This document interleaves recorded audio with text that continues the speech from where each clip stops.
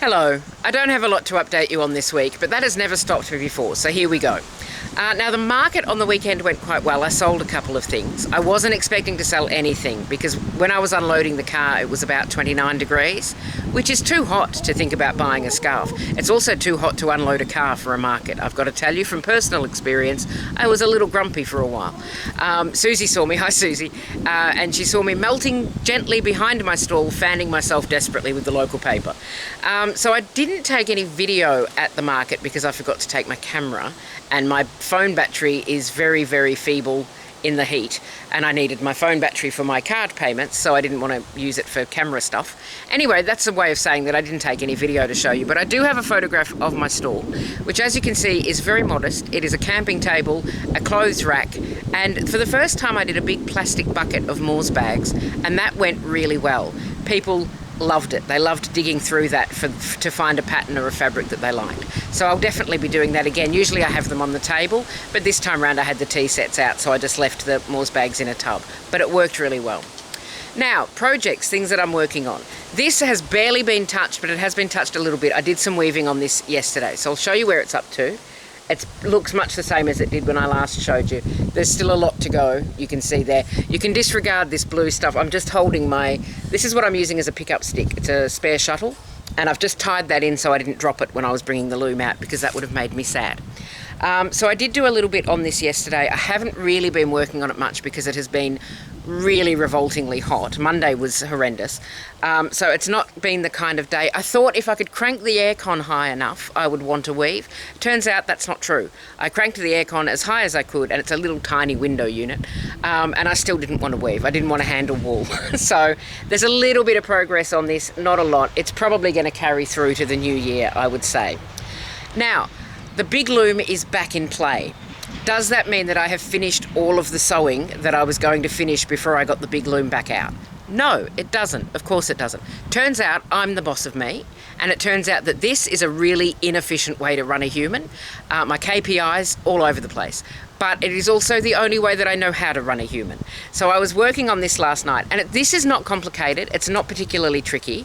There's two shuttles is the only thing. So I've got the big long shuttle there with the orange, trying to avoid too many joins in the orange, and I've got the little short brown shuttle. So it's not particularly complicated, but there is a little bit more thinking than you would normally have with a weave. So I thought, wouldn't it be nice if I could just do a plain weave at the same time, so I can alternate, have a bit of a break from this one and do the plain one. So anyway, yeah, the big loom came out. I've just moved all the sewing to one side, and out comes the big loom, and I'm going to show you what that's looking like right now. Once again, making full use of the width of my loom with a little scarf. My loom is 60 centimetres wide. You wouldn't know it because I keep making little scarves on it. I just wanted something quick and easy to warp up and to weave, and this felt like it would fit the bill. So this yarn here for the warp is a mix of yellow, dark blue and purple, although there's some light blues in there as well. It's hand dyed, so it's got that speckle effect. I don't know that that's actually in shot, but you can see a little bit of the speckle effect just there. And this is Friday Yarn Co. The colourway is the Church of the Good Shepherd, and it is 8-ply merino, hand-dyed in New South Wales. This was sent to me by my friend Debbie in a care package of exquisite yarns, many of which are going to end up on the loom like this one did, a couple of which I'm going to crochet with. Hello to Debbie if you're watching. I've known Debbie since we were 5, and we are now very well into our 30s. Anyway, I was going to use a fingering weight. I've got a fingering weight merino, which I was going to use for the weft because I thought that would let the warp colours really, really shine because it's quite fine.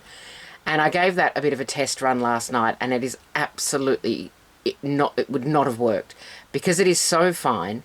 Every time I beat, and beating sounds quite violent, but I am going to show you a beat now because I forgot to beat this row here. I'm going to do it one-handed because I'm just that good. So beating is literally just that, where I'm going to leave that in the up. You take your heddle and you place your yarn. I've done quite a bad job on that, but I can always fix it in a second. So when I beat it down to line it all up, it compressed down to what looked like a single row of thread.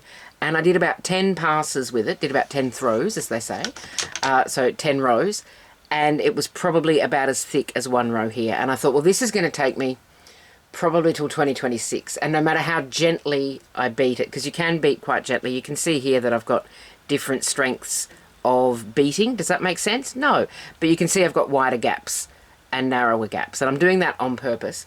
I promise that's on purpose. But no matter how gently I tried to lay it in so that it was a nice open weave, it would just slip down and compress into a single line. That fingering weight yarn is being a bit of a problem child. I bought it to be the warp on a project because I have used fingering weight yarn as a warp before and it's been fine. Like, it's been okay. It's also been fine yarn. But this is not going to work for warp either because it just falls apart. You don't even have to tug it and it falls apart. So it definitely fails the tug test. So I don't know what I'm going to do with it. I'm certainly not going to crochet with it because it is fingering weight. And I have big chunky fingers and also I'm too impatient to crochet with yarn that fine. I'll find something to do with it. It's okay. It's not even your problem.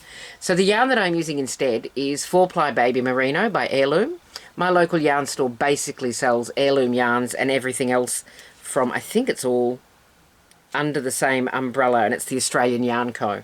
So I've gone with this navy blue, and I am doing different levels of beating. So some of them are quite close together, some of them are a little bit far apart.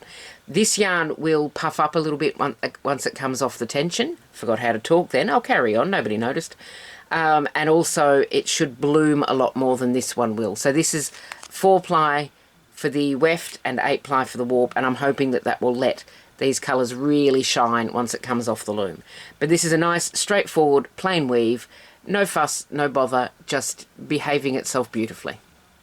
And that's all I have for you this week. I haven't done any sewing to show you. I think after the market I kind of sat down and then didn't get back up. I've just been kind of chillaxing, really. It's the end of the year, we're allowed to do that. So thank you very much for watching. Take care of yourself, and I will see you next time. Bye for now.